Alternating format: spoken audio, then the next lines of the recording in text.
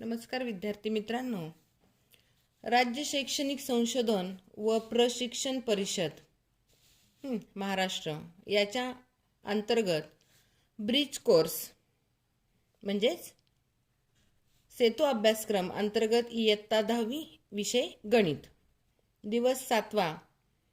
आज आपणास इयत्ता 9वीतील घटक वास्तव संख्या आणि उपघटक परिमेय संख्यांचे गुणधर्म ठीक आहे याविषयी आपण आज उजळणी पाहणार आहोत। तर पहा, खालील अपूर्णांकांच्या क्रिया करण्यासाठी रिकाम्या चौकटी भरा असा प्रश्न आहे। खालील अपूर्णांकांच्या क्रिया करण्यासाठी आपल्याला रिकामी चौकटी भरायला सांगितलेलं आहे। अगदी सोपं आहे। पहा, पहिलं उदाहरण काय आहे ते 13/8 वजा 7/8। पहा, या अपूर्णांकांची बेरीज वजाबाकी कशी करायची। इथं जर आपण पाहिला 8, इथं पण छेद काय आहे 8, म्हणजे छेद कसा आहे तर समान आहे। छेद समान असल्यानंतर आपण काय करतो तर तो एकदाच लिहितो। छेद समान आहे म्हणून छेदस्थानी लिहिला। आणि हा अंश आहे, जर छेद समान असेल तर अंशाची बेरीज वजाबाकी आपल्याला करता येते। मग इथं काय आहे 13 वजा 7, 13 वजा 7 ठीक आहे। 13 मधून 7 गेले किती राहिले तर 6, 6 भागिले काय येणार आहे तर 8। त्यानंतर 6/8 भाग जाऊ शकतो 2 नी, 2×6 आणि 2×4 म्हणजे उत्तर आलं आपलं 3/4 ठीक आहे। त्यानंतर पुढचं पहा 10/3 वजा 15/3। आता इथं पण जर आपण निरीक्षण केलं तर छेद कसा आहे सारखाच आहे, त्यामुळे छेद लिहून घेतला आपण 3। 10 वजा 15, 10 वजा 15। आता पहा इथं 13 वजा 7 होतं, 13 मधून 7 आपल्याला वजा करता येऊ शकत होतं कारण 13 मोठी संख्या आहे। आता इथे पहा 10 वजा 15, 10 मधून 15 जातात का नाही, तर यावेळेस आपण काय करतो अशा वेळेस मोठ्या संख्येतून लहान संख्या वजा करतो। म्हणजे 15 मधून 10 गेले किती राहणार आहेत तर 5 राहणार आहेत। आणि आलेल्या उत्तराला मोठ्या संख्येचं चिन्ह देतो। मोठ्या संख्येला चिन्ह काय आहे तर वजा, म्हणून इथं वजा येणार आहे। आणि भागिले किती, छेद किती तर 3। आलं लक्षात। पहा 10/3 वजा 15/3 असं गणित होतं आपलं। छेद समान आहे म्हणून एकदाच लिहिला, 3 लिहिला। 10 वजा 15, 10तून 15 जात नाही तेव्हा काय करतो मोठ्या संख्येतून लहान संख्या वजा करतो। 15 मधून 10 गेले किती राहिले तर 5 राहिले। आणि मोठ्या संख्येला जे चिन्ह असतं ते आपण देऊन टाकतो। तर मोठ्या संख्येला चिन्ह वजा आहे म्हणून इथं वजा आलं, म्हणजे उत्तर आलं आपलं वजा 5/3। त्यानंतर पुढचं पहा 6/7 गुणिले 14/3। आता इथे गुणाकार आहे। गुणाकार भागाकार असताना पहा अंशाला छेदाने भागता आपल्याला येतं किंवा छेदाला अंशाने आपल्याला भागता येतं गुणाकार आणि भागाकाराच्या क्रियेमध्ये।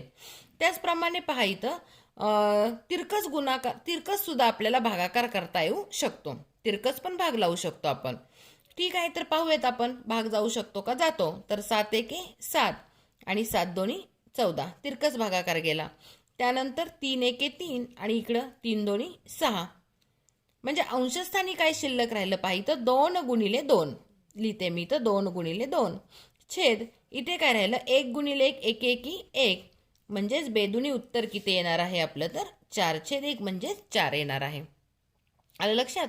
इथं 16 आणि 14चा गुणाकार करत बसायचं नाही किंवा 7 आणि 3चा गुणाकार करत बसायचं नाही, तर डायरेक्ट भाग जातो का पाहायचा, अंशाला छेदाने भाग जातो का पाहायचा किंवा तिरकस भागाकार होऊ शकतो का पाहायचं।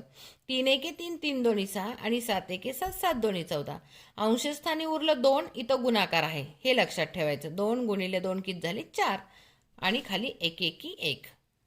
त्यानंतर पुढचं गणित पहा 20/9 भागिले 10/3। आता पहा 20/9 भागिले आहे, भागिलेचं काय होतं तर इथं उलटून गुणाकार होतो, म्हणजे छेदाचा अंश होतो आणि अंशाचा छेद होतो, म्हणजे इथं होणार आहे 3/10।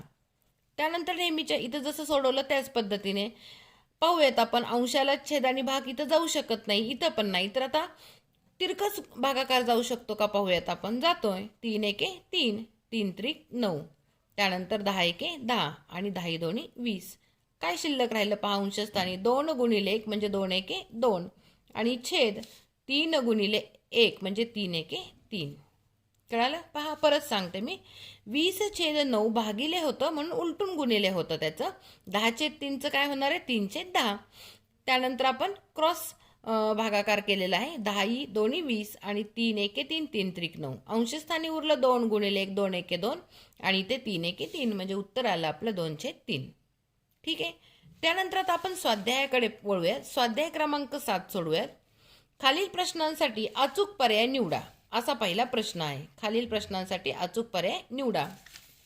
ठीक आहे. तर पहा, पहिलं गणित आहे 8/7 वजा 3/7.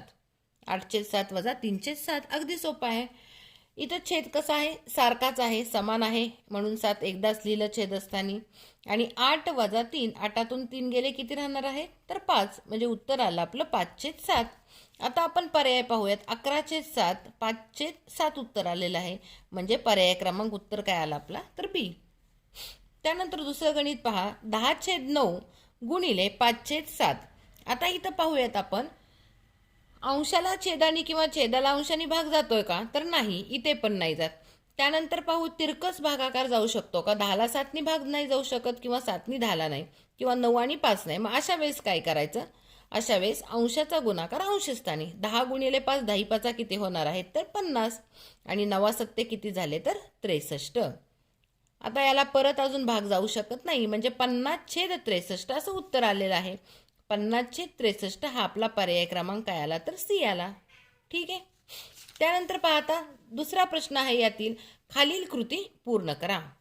खालील कृती पूर्ण करा. तर पहा आता 10चे गणित काय आहे पहिलं पहा. 10/7 अधिक गोल कंसामध्ये 15/7 अधिक 15/14 ची कृती पूर्ण करण्यासाठी आपल्याला खालील कृती पूर्ण करायला सांगितलेली आहे. तर पाहूयात आपण. 10/7 तसंच लिहिलेलं आहे पहा, अधिकला अधिक तसंच आहे. 15/7 अधिक 50/14. ठीक आहे. आता पहा 1 2 3 आणि 4 अशा रिकाम्या जागा दिलेल्या आहेत तुम्हाला. 10/7 अधिक इथं काय येतं ते लिहायचं आहे. आता हे 30 कसं आलं सांगते मी. पहा इथं सोडून दाखवते मी तुम्हाला. 15 काय होतं इथं 7 आहे, अधिक 50 काय आहे इथे तर 14 आहे. आता इथे छेद समान आहे का नाही, तर आपल्याला छेद समान करावा लागणार आहे. पण आपल्याला लसावी काढायला लागणार आहे. 7 आणि 14चा काय येणार आहे तर 7 दोन्ही 14. 14ला लसावी, 14ला जर 7नी भागला आपण तर 7 दोन्ही काय येणार आहे 14, म्हणजे इथं 2 येणार आहे. 7 दोन्ही 14 आणि 14ला 14नी भागलं तर 14 एके 14. नंतर याने याच्या अंशाला गुणायचं, म्हणजे 15 दोन्ही किती झाले तर 30 आणि इथं 50 एके 50, म्हणजे 15 दोन्ही 30, म्हणून इथला पर्याय पहिला आला पहा 30. आलं लक्षात. म्हणजे 30 आणि त्याचा छेद किती आहे 14, सारखाच असणार आहे दोघांचा.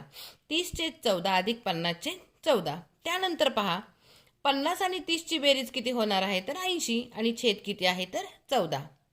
त्यानंतर आता 80 आणि 14 याला भाग जाऊ शकतो 2नी. 2×4 8 2×0 0 आणि 2×7 14. उत्तर आलं 40/7. त्यामुळे इथं तिसरं काय आलेलं आहे तर 40/7, म्हणजे तिसरं आलेलं आहे 40 उत्तर तुमचं. आता पहा इथं 10/7 आणि 40/7. इथं परत छेद कसा आहे तर सारखा आहे, बरोबर आहे. छेद किती आहे 7ला 7 छेद सारखा आहे म्हणून एकदाच लिहिला. आणि 10 अधिक 40 किती झाले तर 50, म्हणजे उत्तर आलं आपलं इथं शेवटी 50/7. अतिशय सोपं आहे. त्यानंतर पहा आता यातलंच दुसरं गणित काय आहे ते पाहूयात आपण. 9/7 गुणिले वजा 14/15 गुणिले 2/3 ची किंमत काढण्यासाठी आपल्याला अशीच खालील कृती पूर्ण करायची आहे. काय कृती आहे पहा. 9/7 गुणिले वजा 14/15 गुणिले 2/3 आहे तसं गणित लिहून घेतलेलं आहे. 9/7 गुणिले चौकटी कंस भागिले 45. आता हे 45 म्हणजे कसं आलं पहा. 15 आणि 3चा गुणाकार आलेला आहे 15×3 45, म्हणजे छेदस्थांचा गुणाकार इथं त्यांनी दिलेला आहे 15×3 45. आपण आता अंशाचा गुणाकार करूयात.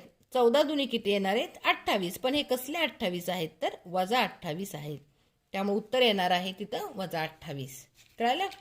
त्यानंतर आता पहा -28 आल्यानंतर आता हे इथे मी सोडवून दाखवते तुम्हाला. हे काय आलं होतं 9/7 गुणिले -28 भागिले 45 या पद्धतीने आलं होतं आपलं, बरोबर आहे.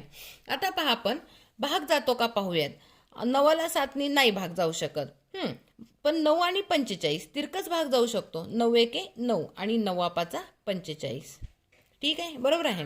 त्यानंतर 7 एके 7 आणि 7 चोक 28 गेला भाग.